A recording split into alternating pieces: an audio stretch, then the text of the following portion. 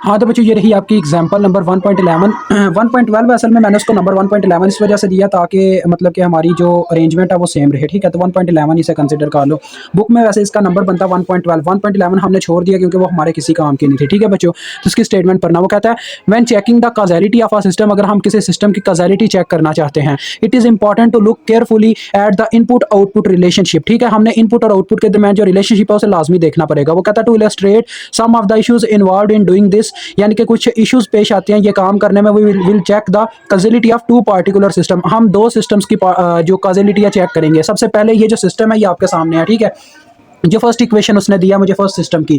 तो देखो बच्चों आपको एक चीज़ पता होनी चाहिए, कॉजेलिटी में मैंने आपको बताया था कि हमेशा हमारे पास क्या होता है जी, कि अगर हमारा जो टाइम है, यानी कि कॉजेलिटी मींस हम जो सिग्नल देख रहे हैं वो अगर पास्ट में हमें कोई वैल्यू उसके अंदर स्टोर है या उसके अंदर कोई प्रेजेंट वाली वैल्यू स्टोर है तो फिर ही वो कॉजेलिटी में होगा। फ्यूचर वाली वैल्यू हम कंसिडर नहीं करेंगे, ये मैंने आपको बताया था, ठीक है। तो इसी तरह से अब जरा गौर से देखो, एक्स ऑफ माइनस एन लिखा हुआ है, ठीक है। एक्स इंटू माइनस एन, यानी कि वाई ऑफ एन हमारे पास एक सिग्नल है जो उस वक्त, यानी ये हमारी आउटपुट है जो उस वक्त पैदा होती है जब एक्स ऑफ माइनस एन होता है, यानी कि एन का क्या होता है बच्चों, ट्रांसफर क्या नाम है, टाइम रिवर्सल होता है, टाइम रिवर्सल। तो देखें अगर एन की वैल्यू बच्चों हम बड़ी रखेंगे, ग्रेटर देन जीरो रखेंगे, तब भी इसका टाइम रिवर्सल जो है हमें पास्ट में वैल्यू देगा। अदरवाइज अगर एन की वैल्यू जीरो से क्या होती है जी, जीरो से क्या लेस देन हो जाती है, यानी कि -1 -2 आ जाता है। तो यहाँ पे क्या बनेगा, देखो मैं दोनों वैल्यूज पुट करता हूँ। देखो 1 पुट करते हैं, पहले ग्रेटर देन 1 ग्रेटर देन 0 करते हैं, ठीक है। तो y of 1 is equal to, यानी जब n ग्रेटर देन 1 यानी कि ग्रेटर देन 0 हो गया 1, ठीक है। तो लिहाजा हमारे पास आ जाएगा y of 1 is equal to x of -1, ठीक है। ये आ जाएगा ना। तो x आप कहने के आपके पास जो x का सिग्नल था ना वो कुछ यूं इस तरह से था, देखें मैं आपको पूरी इंफॉर्मेशन दे के भेजूंगा, टेंशन नहीं लेनी। जो आपके पास एक्स ऑफ एन था, सिर्फ एक्स ऑफ एन की बात कर लो, या एक्स ऑफ यार है, अब यहाँ पे क्या आपको बताऊँ मैं, कह लो आपके पास बच्चों एक्स ऑफ -1 सिग्नल की मैं बात तो कर सकता हूँ। पहले एक्स ऑफ 1 लिखता हूँ, ठीक है। एक्स ऑफ 1 एक मैं सिग्नल लेने लगा हूँ। ये मेरे पास बच्चों एक्स ऑफ 1 का एक सिग्नल था, ठीक है। ये मैं इसको अगर बनाना चाहूँ एक्स ऑफ -1 तो उसका क्या मतलब होगा, तो आपको पता ही है ये हम इस तरह से कुछ करते थे, t is equal to t naught, ठीक है।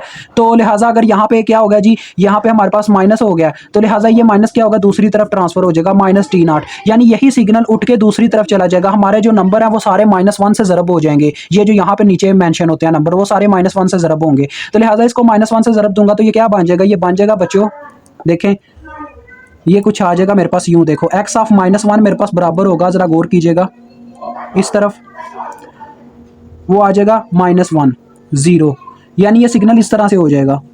ये चला गया पास्ट में, क्योंकि देखो ये वैल्यू अब चली गई है पास्ट में। तो मैंने आपको बोला था जब हम पास्ट वैल्यू को मतलब कि कंसीडर करना चाहें तो पास्ट में जो भी वैल्यू होती है उसको हम कहने के जान सकते हैं वो क्या है, वो कॉजेलिटी में आ जाती है। यानी कि मेमोरी आपको पता है दो चीज़ें हमने बात की थी, मेमोरी लेस और मेमोरी वाले, विदाउट मेमोरी और मेमोरी वाले डिवाइसेस। तो ये वो वाला डिवाइस होगा बच्चों जो अपने अंदर मेमोरी तो स्टोर रखता है लेकिन पास्ट की बात करता है, पास्ट या प्रेजेंट की, इसमें फ्यूचर की बात नहीं आएगी। फ्यूचर की बात आ गई तो कॉजेलिटी होल्ड नहीं होगी। तो देखो इसने क्या किया, इसने पास्ट की वैल्यू रखी, देखो इसने पास्ट की वैल्यू रखी है प्रेजेंट की बजाय, ठीक है।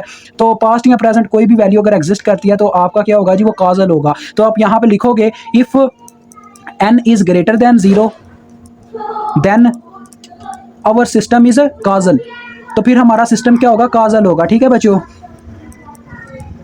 यहाँ इस तरह से लिख दो, then our system holds causality, ठीक हो गया जी। अंदर आजा बेशक।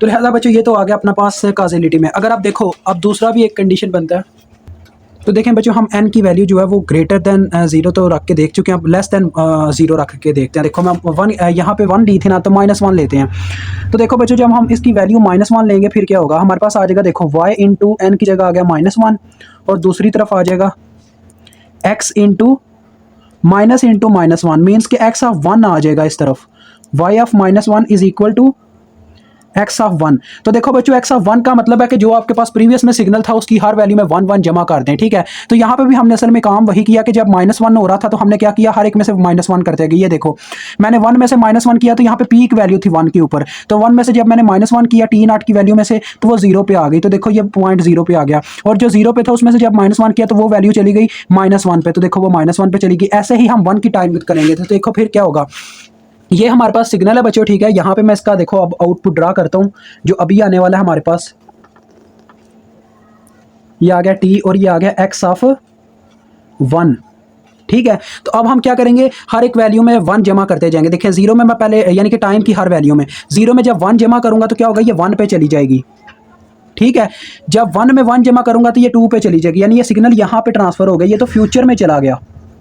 तो फ्यूचर की कोई भी वैल्यू जो है वो हमारे कह लो कि काजल में नहीं आती, फ्यूचर में जब ये वैल्यू देगा तो हमारा ये सिस्टम काजल नहीं होगा। डेट्स वाई अब आपने ये कंडीशन इसी वजह से लिखी है, अगर आपकी एन की वैल्यू 0 से बड़ी होगी तब ही सिस्टम होल्ड्स करेगा काजलिटी को। अगर एन से लेस देन हुई यानी 0 से लेस देन 0 से छोटी वैल्यू पुट करोगे तो ये काजलिटी को होल्ड नहीं कर पाएगी।